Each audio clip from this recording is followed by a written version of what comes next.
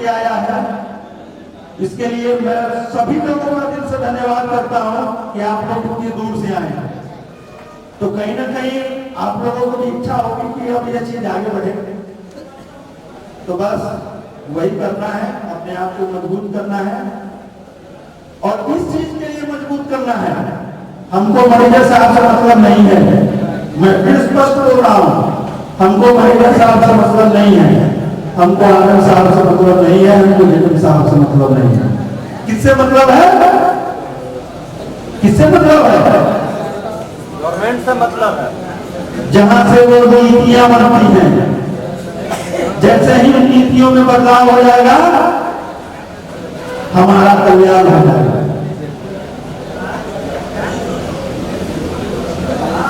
इसी वाणी के साथ मैं फिर से आप लोगों से एक बार आग्रह करूंगा। आज के हमारे मुख्य अतिथि श्री उपेंद्र कुमार सिंह सर, सॉरी नाम किसी, श्री विनोद कुमार सर, प्रदेश मंत्री भारतीय मजदूर संघ, वो अपनी बातों से हमें प्रोत्साहित करेंगे और उम्मीद करता हूं कि उनकी बातों से भी हमें बहुत कुछ सीखने को मिलेगा। धन्यवाद।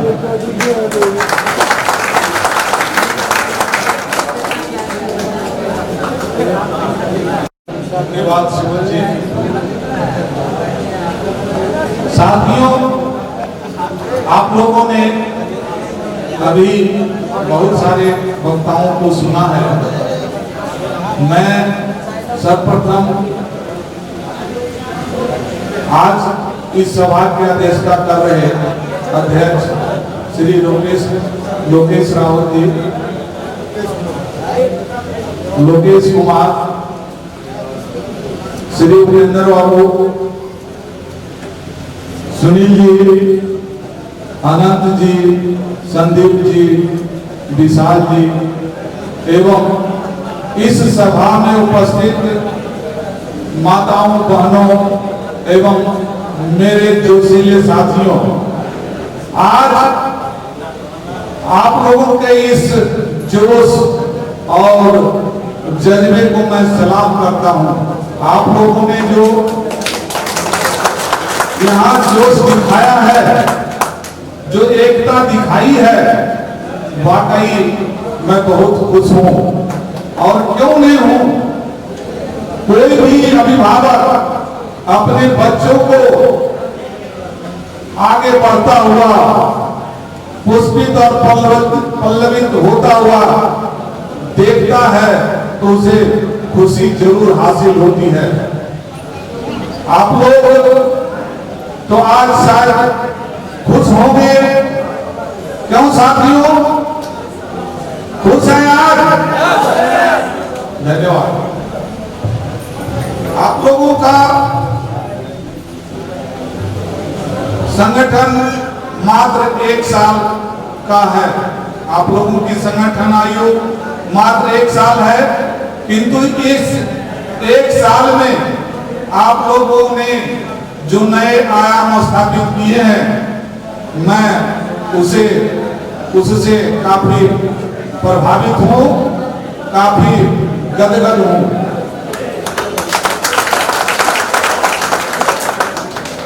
साथियों, सुमित जी की भावना का मैं आदर करते हुए यही कहूंगा कि संघे शक्ति कलयुग है, अर्थात संघ की जो महत्ता है वो पहले भी थी, आज भी है और आगे भी रहेगी। इसे आप इस तरह से भी समझ सकते हैं। आप लोगों ने अपने दादा दादी से सुने होंगे, एक राजा की कहानी सुनाया करते थे। उनके बच्चों में, बेटों में काफी झगड़ा हुआ करता था। तब राजा ने क्या किया था? लकड़ के गट्ठर को लाया और एक एक लकड़ी को लाया, अर्थात उनके बच्चों ने लकड़ी को, सिंगल लकड़ी को, एक लकड़ी को तो तोड़ दिया, लेकिन लकड़ी के इस गट्ठर को नहीं तोड़ पाया। अर्थात आप लोग को भी इससे सबक लेनी चाहिए, इससे सीखना चाहिए। लकड़ी के एक गट्ठर को तोड़ना आसान है, लेकिन लकड़ी के गट्ठर को तोड़ना आसान नहीं है, जबकि किसी एक लकड़ी को तोड़ना आसान है। जैसे मान लीजिए ये हमारा उंगली बिखरा हुआ है, तो आपके इस उंगली को कोई भी टेढ़ा कर सकता है, लेकिन अगर ये बंद मुट्ठी बन जाए तो इसे खोलना मुश्किल होता है। इसलिए साथियों, संगठन बहुत ही जरूरी है। अगर टुकड़ों टुकड़ों में आप कोई भी बात करेंगे तो कोई नहीं सुनने वाला है, और वही संगठन बनाकर एक स्वर में बात करेंगे तो हर कोई सुनेंगे। किंतु संगठन बनाने का अर्थ ये नहीं होता है कि आप में घमंड आ जाए। घमंड बिल्कुल नहीं होना चाहिए। घमंड गलत का द्योतक होता है, इससे गलत करने की प्रवृत्ति बढ़ेगी। इसलिए संगठन का सामूहिक जो दायित्व है उसको समझना बहुत जरूरी है। संगठन बनने से यदि आपने घमंड आया तो फिर आपके झगड़े बढ़ेंगे, दिन ब दिन आपके जो क्रियाकलाप होंगे वो प्रभावित होंगे। इसलिए समर्पित भावना से इस संगठन से जुड़िए और इसको आगे बढ़ाइए। घमंड बिल्कुल नहीं होना चाहिए। यदि गलत करते हैं तो इसका परिणाम भी गलत ही होगा और उसमें शायद संगठन कुछ नहीं कर पाएगा। आज सुमित जी ने शिवहर का एक उदाहरण बताया था, वहां इसलिए हुआ कि हमने गलत नहीं किया था। मैंने डीएसपी को सीधा बोला कि इसको देख लो, वो गलत नहीं है, यदि ऐसा नहीं करते हो तो डीजीपी तक बातें जाएगी। और उस डीएसपी ने दौड़ा दौड़ा काम किया है। नहीं होता तो मैं एसपी को भी लगाया था, लेकिन एसपी छुट्टी पे था। खैर, कहने का मतलब है कि यदि आप गलत नहीं हैं तो आगे मिला करके बात कर सकते हैं, और अगर आप गलत होंगे, गलत करेंगे तो आप आके नहीं मिला सकते हैं। साथियों, इस स्थिति से हमें बचना है।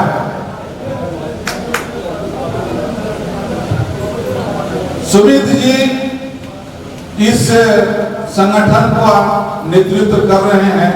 मैं समझता हूं कि भारतीय मजदूर संघ एवं आपके संगठन के लिए भी सुमित जी नया हीरे साबित होंगे, ऐसा मेरा विश्वास है।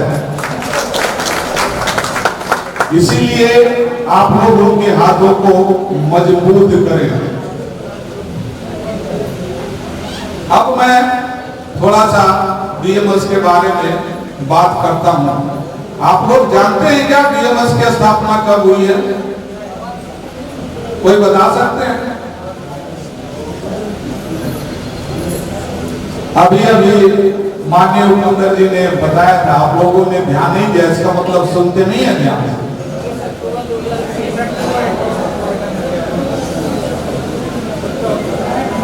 दोस्तों, बीएमएस आपका मातृ संगठन है।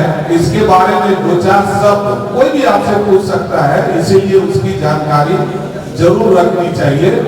तो सर्वप्रथम तो बीएमएस की स्थापना जो है वो 23 जुलाई 1955 को हुई थी।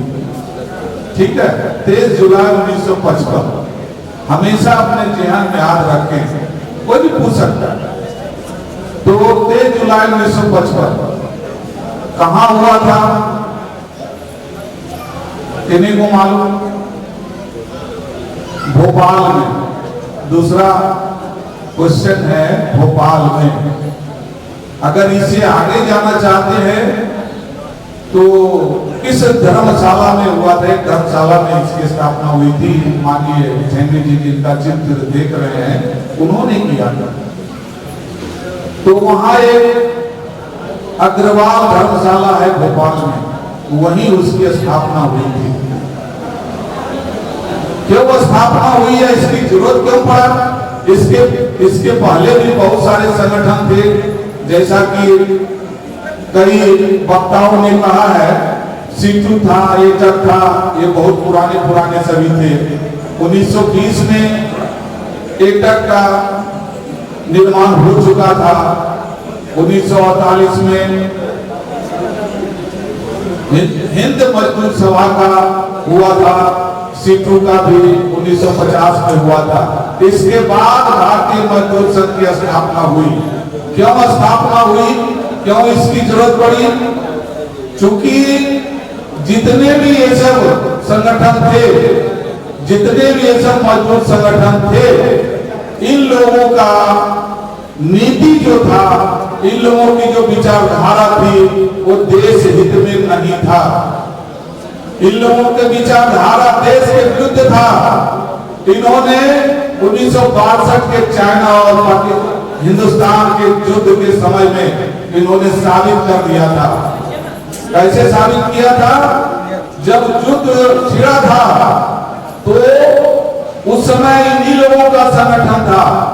टेलीकम्युनिकेशन और रक्षा क्षेत्र में इन लोगों ने हड़ताल का आह्वान कर दिया था, यानी हड़ताल कर दिया था। नतीजा क्या हुआ? हमारे साथियों को, हमारे वीर सिपाहियों को गोला बारूद की आपूर्ति नहीं हो पाई थी, जिसके चलते 1962 में हार का कारण झेलना पड़ा था। उसके बाद भारतीय मजदूर संघ 1955 में आया और अपना वर्चस्व धीरे धीरे सभी संगठनों में, सभी क्षेत्रों में स्थापित किया। और 1971 में जब बांग्ला और पाकिस्तान और भारत की जब युद्ध हुआ, तो ये सबसे बड़ी लड़ाई, सबसे बड़ा विजय, उसके 90,000 लगभग सैनिक सरेंडर कर दिए थे। आप लोग सभी जानते होंगे यह कैसे हुआ। उस समय रक्षा के क्षेत्र में, कम्युनिकेशन के क्षेत्र में भारतीय मजदूर संघ का संगठन खड़ा हो चुका था और इन्होंने हड़ताल नहीं होने दिया।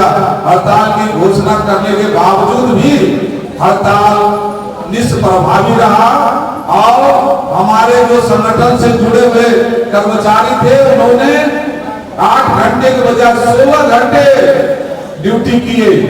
नतीजा, गोला बारूद की आपूर्ति में कोई कमी नहीं आई और हम विजय हुए। तो भारतीय मजदूर संघ की स्थापना देश हित के आदर्श सिद्धांतों पे हुआ है। हमारा आदर्श वाक्य है देश हित, अर्थात हम देश के विरुद्ध कोई काम नहीं करेंगे। दूसरा हमारा है उद्योग हित, अर्थात देश बचेगा तभी उद्योग बचेंगे। यदि देश नहीं है तो उद्योग भी नहीं है, यदि उद्योग नहीं है तो फिर नौकरी कहाँ, श्रमिक कहाँ, कर्मचारी कहाँ। इसलिए देश हित, उद्योग हित और श्रमिक हित अथवा कर्मचारी हित के पवित्र सिद्धांतों पे भारतीय मजदूर संघ चल रहा है, आज खड़ा है। और इसी की वजह है इतने कम सालों में ही भारतीय मजदूर संघ आज नंबर 1 की श्रेणी में है, नंबर 1 की कुर्सी पे आसीन है। और यह किसी सरकार की देन नहीं है, बल्कि आप लोगों के सदस्यता के बलबूते है। आप लोगों की सदस्यता के आधार पर ही अपना 1 नंबर की कुर्सी हासिल किया है। और यह भी किसी वाजपेयी जी का या किसी बीजेपी की सरकार की देन नहीं है, ये मनमोहन सिंह के सरकार में ये हुआ है, अर्थात किसी की कृपा से नहीं हुआ है। यदि ऐसा होता तो भारतीय मजदूर संघ तो कांग्रेस के समय में नंबर 1 नहीं मिलता, क्योंकि ये मेंबर बेस्ड नंबर 1, 2 जो भी होता है सदस्यता के आधार पे इसका चयन होता है, और कांग्रेस के समय में हुआ था। साथियों, हम लोग देखे होंगे, देश हित में करेंगे काम, हमारा नारा है, काम का लेंगे पूरा दाम। अर्थात हम देश हित में काम करेंगे, काम का पूरा दाम लेंगे। भाई कोई भी समाज, कोई भी सभ्य समाज, कोई भी नौकरशाह, कोई भी सरकार इससे इनकार नहीं कर सकता कि हम हमारे काम का उचित मुआवजा न मिले, हमारे काम का उचित मजदूरी न मिले, इससे कोई भी सभ्य समाज इनकार नहीं करता है और नहीं करना चाहिए और नहीं करता है। तो इसलिए हमारा जो नारा है, देश हित में करेंगे काम, काम का लेंगे पूरा दाम, यूं ही ऐसे ही नहीं है साथियों।